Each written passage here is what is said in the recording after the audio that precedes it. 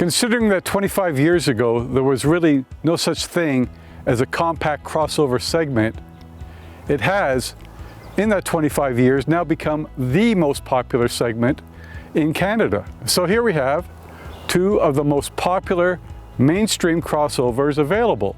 Here, the Honda CR-V Black Edition. And behind me, we have the 2021 Nissan Rogue SV. The two of these SUVs are so similar. They're both compact crossovers. They've both got 4-cylinder engines. They're both all-wheel drive, and their dimensions are very similar. Brian, picking between these two is going to be very difficult.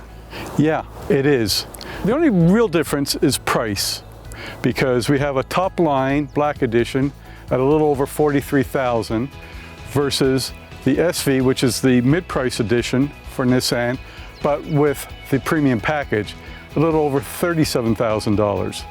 Other than that though, yeah, they are almost nearly identical, inside and out. It's just a matter of priorities. Once you step into the Nissan, you do get quite a bit of space. It doesn't have a navigation system like the Honda, but you've also got space in the back for 3 car seats. That's nice. I did have a little troubles getting the booster seat into the middle. We had to crawl into the back and help my kid buckle it in, but other than that, it's pretty good inside. The gear shift in the Rogue is kind of weird. You gotta slam it up a little bit and then back to get into drive, but I guess it's better than buttons on some of them. Yeah, I have to agree with you, Renita. It's one of the few things I found annoying about the Rogue, whereas the CR-V has your basic conventional shift lever, PRNDL. The CR-V is a mature crossover. It's been around since 2017. It was refreshed last year, 2020. No changes at all for 2021. Whereas this is the new 3rd generation Rogue. So it benefits from being newer. The touchscreen is larger. The ergonomics just seem a little more integrated. But then again, really what we need to talk about is the driving experience.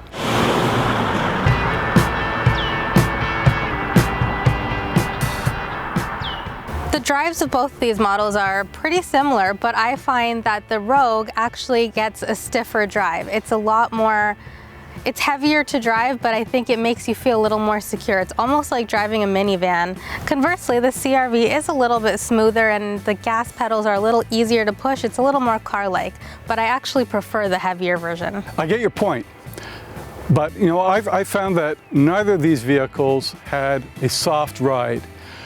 Both going over bumps, you would feel it. I'm not sure if it's the actual suspension or just that the tires they're equipped with. Driving experience, you're right. Though we have a 1.5 liter turbo in the CR-V versus a 2.5 liter normally aspirated 4-cylinder in the Rogue. They pretty much make equal horsepower, 190 in the CR-V, 181 in the Rogue. It's a minor horsepower difference. Really, you've got to look at dimensions.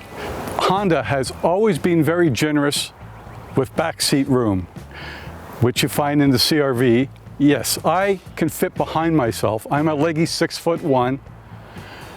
I can get into the back seat, not have my knees brushing up against the front seat. The Rogue is pretty good, it's just not quite as much. With the Rogue, you get more space with the seats up. In the CR-V, you get more space if you put the seats down. You get a lot more cargo space there. Now you look at other things, say fuel economy. They're both pretty identical. City and highway, one's slightly better in the city, I think that's the CR-V, versus the Rogue, a little better on the highway. It's really a matter of details. A couple of things I liked about the Rogue. One, it actually has a driver's mode that is more than econ. It has a snow mode, it has a sport mode.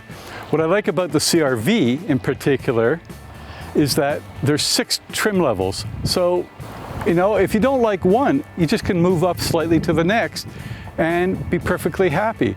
Whereas the Rogue, just 3 trim levels. A little more spread between the 3. Rogue comes with paddle shifters. Why? It's not a sporty crossover. You want a sporty crossover? Buy a CX-5. Both models, you get one engine choice, just one. Yeah, the CR-V is available as a hybrid in the United States, not in Canada. Unlike, say, the Equinox, the Escape, the Tucson, the CX-5, which all have engine choices, what you see is what you get. But I guess at this point it's time to find a winner. Personally, I like the Rogue better for a few different reasons. It was really simple. Yeah, the CR-V's got the navigation system, a couple extra features, but you could also move up a trim and you get that with the Rogue. I like the space in it. I can fit 3 car seats in it, but I think it's the drive for me. I like that heavy feel of a car that makes me feel a little bit safer. Well, I agree with you on the drive part. The Rogue just has a little more feel to it. CR-V, slightly more remote. The steering is heavy, it doesn't want to move off center as easily. I just like the fact that the Rogue is newer. Nothing against the CR-V, but frankly, it outsells the Rogue. They both are very good sellers in Canada, but CR-V has been around for 5 generations, since 1997. It's got a huge fan base. But the Rogue is newer, 3rd generation, has a few more modern details, and really that's all that it comes down to. And for that, I think we're in agreement. Renita?